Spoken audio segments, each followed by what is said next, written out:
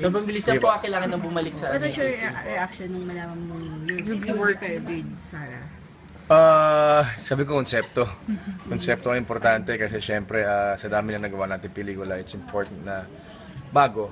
And mahirap sundin yung starting over again. And of course, yung track record ni Sarah, nakaka-intimidate. Pero trabaho lang. And I'm excited because I've always wanted to work with her. So now that it's happening, sana maganda yung konsepto, sana maganda yung storya. Willing ka ba na maging rom-com kasi knowing... Hindi, sabi ko naman kay Sarah, we saw each other sa Asap ng Sunny. Sabi ko, Sarah, as early as now, I have to tell you para at least you know beforehand na hindi ako pwedeng kissing scenes. Hanggang holding hands lang ako, hindi ako pwedeng love scene. Ikaw talaga So yun. sabi ko sa kanya, may limit talaga yung pwede mong gawin. So hanggang dun lang. At least yun na nasabi ko na before kami magtrabaho para clear lang sa kanya kasi baka mag-expect. Hindi, joke lang. Hindi yun. Ano mo yung tanong? Kung okay lang sa iyo rom-com or dapat serious? Well, the love thing is, Star story? Cinema is known for rom-com, so ba't ka palalayo, di ba? I've done, like OTJ, I've done Manila, I've done films na hindi mainstream. Pero when you say Star Cinema and you're paired with a Sarah, it has to be rom-com.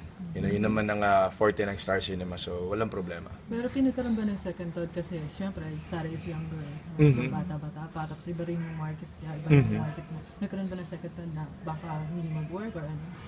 It's not up to me. I mean, for me, I'm just gonna do my job. Kasi alam naman na Star Cinema, if they think na hindi mag-work, they're not gonna pair us together, di ba? So, I think they know better. So, pupunta na lang ako doon para magtrabaho. I'll just give my best. Last na, kasi nalakas nga yung 50 Shades na yun nga yung kung sakaling makakatapat nyo. I-request mo ba na umurong? Or No. gusto mo? I think 50 Shades is gonna be shown before us.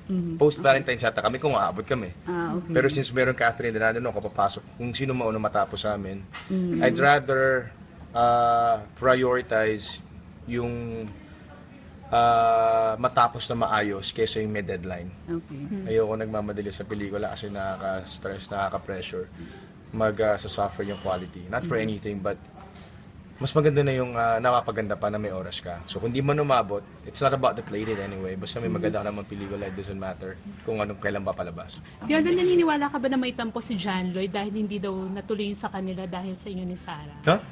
Nah, it's not up to us, just like what I said.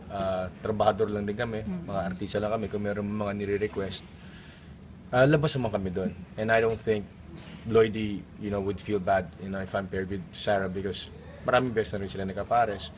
Parang same thing with him and Tony. So, maliit lang yung mundo. I mean, we ought to share. Okay. Thank you po.